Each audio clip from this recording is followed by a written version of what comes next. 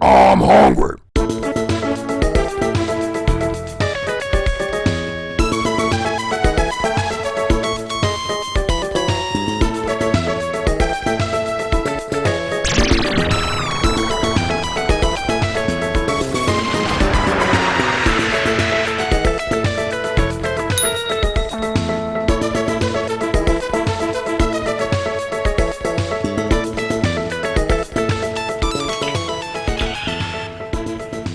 On behalf of the superheroes everywhere, or super heroines, or super persons if you prefer,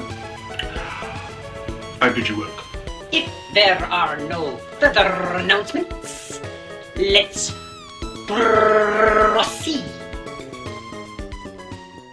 Happy Thanksgiving, Limbo Grub viewers! 'Tis that festive, jolly time o' year to reach into the cornucopia and pull out Baskin-Robbins Turkey Day Fixin'S flavored ice cream, a limited edition treat from your pals at Dunkin' Donuts. This decadent delight starts with experimental sweet potato ice cream, is tossed with little chopped cubes of cornbread, and blended with a tarty cranberry swirl.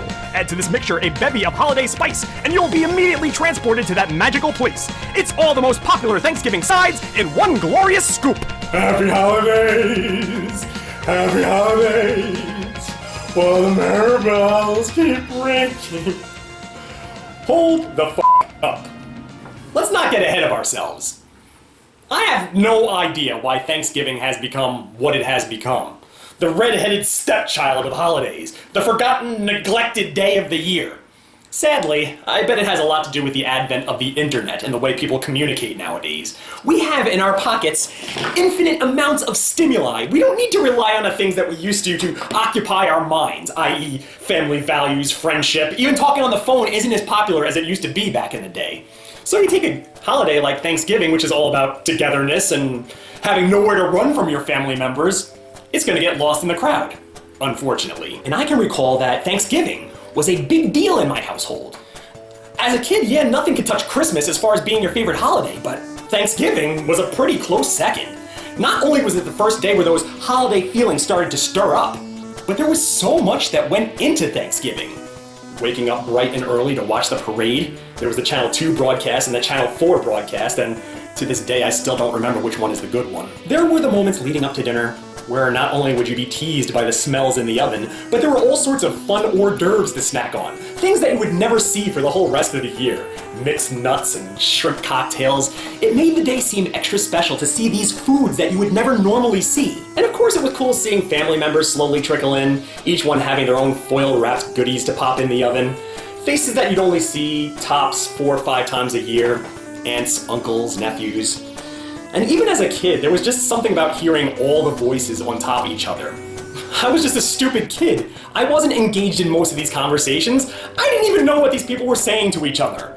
But it was that sense of camaraderie and the strong family bond mixed with the smells and the tastes and the festive Christmas feeling starting to bubble up. Thanksgiving was a powerhouse in my household. And I only wish you folks at home could experience it the way that I did. It seems that the thing to do nowadays is just say, screw all y'all, I'm going to the store, I'm gonna do some shopping until it's time to wake up the next day and spend money that I do not have on slightly discounted creature comforts. People say they do it just to save money for Christmas, but come on, there is no saving money. You're mostly out there to buy shit for yourself. And I don't know, man, there's something still, even to this very day, that's very chillax about Thanksgiving. And I simply do not have the energy to step back out the house and do anything, let alone drive around in the freezing cold with a 50-inch television in back of my seat, pressing my face up against the windshield. You know, if it were up to me, I would do a Thanksgiving special every year because that's how important this holiday is to me. You'll note that when I used to do cartoon Limbo, I would do a Thanksgiving special every year, which usually meant scraping the bottom of the barrel to try to find anything that was Thanksgiving related, and what I found was crusty and old, nobody knew it, and it didn't net me any viewers, but I did it anyway. The same thing goes for this show, and limited edition Thanksgiving related treats are even more obscure than Thanksgiving related TV specials. Last year I did those candy corns, but most years I simply went without. Well, thankfully, the folks at Dunkin' Donuts, can they do no wrong? They supplied me with the most obscure, the most strange Thanksgiving-related item that I've ever had. This is basically Thanksgiving-flavored ice cream! What I immediately thought is that this is probably not gonna sell too well. Because not only do people have a burning hatred for Thanksgiving, but you're trying to sell us ice cream in the winter! I suppose that will always have it going against it. You wonder why they didn't give us a Thanksgiving-themed donut or a Thanksgiving-themed coffee. I mean, you look at the ingredients in this ice cream, and it certainly could have worked. But nonetheless, we have this. Say hello to Turkey Day flavored ice cream from Baskin-Robbins! But what is it?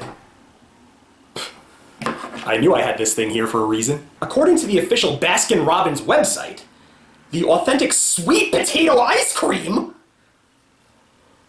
gives the scoop earthy undertones and hints of nuttiness that are deliciously complemented by the subtle sweetness of the honey cornbread pieces.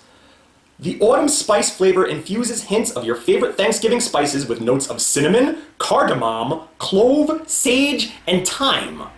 Lastly, the cranberry swirls provide a sweet and tart flavor that ties together the scoop. Archie McBunion here, what a scoop! Basically, what this ice cream is doing is putting together all the things at Thanksgiving dinner that I don't really care for. First, there's sweet potatoes. I believe I might have said this in a prior episode. I'll splice that in right now. Yams! It's a vegetable that wanted to be a candy, and I am not fooled. Yet another thing I remember about life as a boy. My family used to be surprised that I didn't like sweet potatoes. Because essentially, it was a vegetable that tasted like a candy.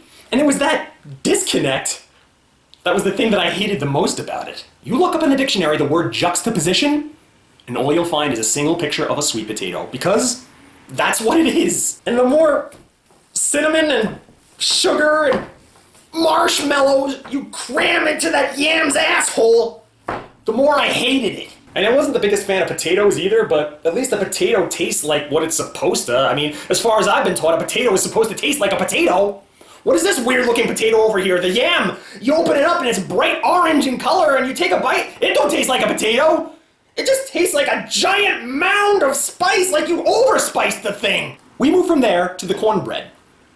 I'm pretty sure there was cornbread on the Thanksgiving table when I was a kid, and I never partook in it. And why? I don't know. Because it was boring? It has a bit of an identity issue too. What is it? Is it something you're supposed to have before dinner? Is it something you're supposed to have with dinner? Or is it a dessert that you have after dinner? It could be all of the above or none of the above. And this has cranberry in it. I happen to like cranberry very much. Maybe all this needed to be was cranberry sauce flavored ice cream. I probably would enjoy that a lot. But the thing about cranberry sauce is I enjoy it when it's isolated from everything else. Yet everybody seems to want to put the cranberry sauce into all their other things. So many times I see like a Thanksgiving sandwich at like a diner or something, and they put the cranberry sauce in the turkey and the stuffing, they put it all together and they put a bun on top of that? That sounds awful. It reminds me more of the leftovers that you'd have after Thanksgiving. Like when you take like from the tray and you put them all together into a big lump and throw it in the microwave and everything would just kind of like run together. I've always found that a big inconvenience. People actually like that? I am a turkey fiend. And I'm not lying when I say this. I could have Thanksgiving leftovers every single day for the rest of my life and I would be happy. I would never ever think to complain. I don't understand why some people will have leftovers one day and then the next day, oh, you want to have some more of that turkey? Oh no, I'm tired of it. I've already had it 2 days in a row. What the heck is wrong with you? Oh, I'm tired of eating the most delicious thing that I've ever had in my life. As much as I love cranberry sauce, it has a really strong taste. It's a taste that simply bites through you. What happens when you put cranberry sauce on top of your turkey and stuffing? It is going to corrupt your favorite food on the planet. And the last ingredient are all those aforementioned spices, which I tend to believe is all that I'm going to taste in this thing. When I think of autumn spice, I don't think of eating autumn spice. I think of smelling it in the air. Like, you know those old pictures of the Horn o' Plenty? Like this weird, I don't even know what the hell it was supposed to be, some kind of weird plant wicker basket looking thing with all the grapes and like vegetables hanging out of it that you just throw it in the middle of a table as a centerpiece. You're not supposed to eat that thing, you're just supposed to smell it. Yeah, everyone's familiar with it, that Thanksgiving tradition of sniffing the wicker statue of a gallbladder? You know it, don't you? All right, what the hell? Let's take a smell. Smells like plenty of Horn o' Plenty. I feel bad for those old-fashioned families having to clean up that Horn o' Plenty. What the hell kind of a centerpiece is that? Just looks like a big mess in the middle of the table.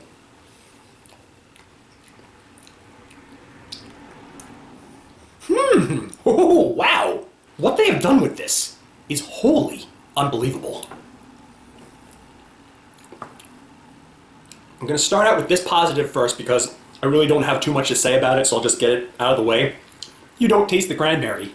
And secondly, the game that this is playing with my taste buds is blowing me away. And TBH, I don't think the people who made this ice cream were going for this, but it totally is doing it.